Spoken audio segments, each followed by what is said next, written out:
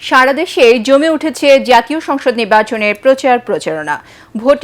ভোটারদের মন জোগাতে মাঠে ঘাটে চষে বেড়াচ্ছেন প্রার্থীরা। মানুষের মনে জয় করে নিচ্ছেন নানা প্রতিশ্রুতি। ভোটাররা বলছেন উন্নয়নমূলক কাজের পাশাপাশি সৎ প্রার্থীকে দায়িত্ব দিতে চান তারা।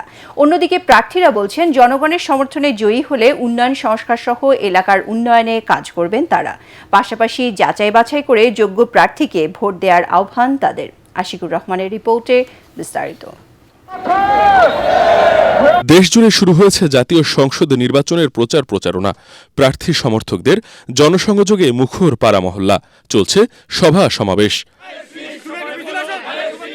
খুলনার ৬টি আসনের প্রার্থীরা নির্বাচনী প্রচারণায় ব্যস্ত সময় পার করছেন। এর মধ্যে জামায়াতের সেক্রেটারি জেনারেল অধ্যাপক মিয়া গোলাম পরোয়ার ছাড়াও ইসলামী আন্দোলন বাংলাদেশের কেন্দ্রীয় মহাসচিব হাফেজ মাওলানা অধ্যক্ষ ইউসুফ আহমেদও রয়েছেন বিএনপির কেন্দ্রীয় ছাত্র বিষয়ক সম্পাদক রফিকুল ইসলাম বকুল ও তথ্য বিষয়ক সম্পাদক আজিজুল বারী হেলাল। মানুষের কাছ থেকে আইডি কার্ড নিচ্ছে, ফোন নাম্বার নিচ্ছে। জামাত এই কাজটি করে নিজেদের বিতর্কিত করছে। রাজনৈতিক নেতা হিসাবে কাজটা সৌজন্যতা, শিষ্টাচার বোধের সাথে এই কথাটা যায় না। চট্টগ্রামে দিনভর প্রচারণা চালান বিভিন্ন রাজনৈতিক দল ও স্বতন্ত্র প্রার্থীরা। সকালে চট্টগ্রাম ৯ আসনে জামায়াত মনোনীত প্রার্থী ডাক্তার AKM ফজলুল হক নগরীর চকবাজার ও আশপাশের এলাকায় প্রচারণায় অংশ নেন।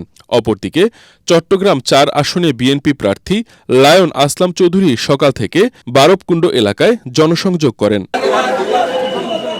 দ্বিতীয় দিনের মতো প্রচারণা চালিয়েছেন নাটোর ২ আসনের বিএনপি মনোনীত প্রার্থী ও দলের কেন্দ্রীয় নেতা এম রুহুল কুদ্দুস তালুকদার দুলু। নলডাঙ্গা উপজেলার ব্রহ্মপুর ইউনিয়নের বাড়িহাটি এলাকায় বিভিন্ন শ্রেণী পেশার সাধারণ মানুষের সাথে কুশল বিনিময় ও ধানের শীষে ভোট প্রার্থনা করেন তিনি। আগামী ১২ তারিখ এবং বাংলাদেশের মানুষ ব্যাপকভাবে অংশগ্রহণ করে নির্বাচন কেন্দ্রে গিয়ে ভোট দিয়ে তাদের পছন্দের প্রার্থীকে নির্বাচিত করবে বলে। প্রতীক বরাদ্দের পর থেকে প্রচারণায় সরগরম কুমিল্লার ১১টি আসনের নির্বাচনী মাঠ।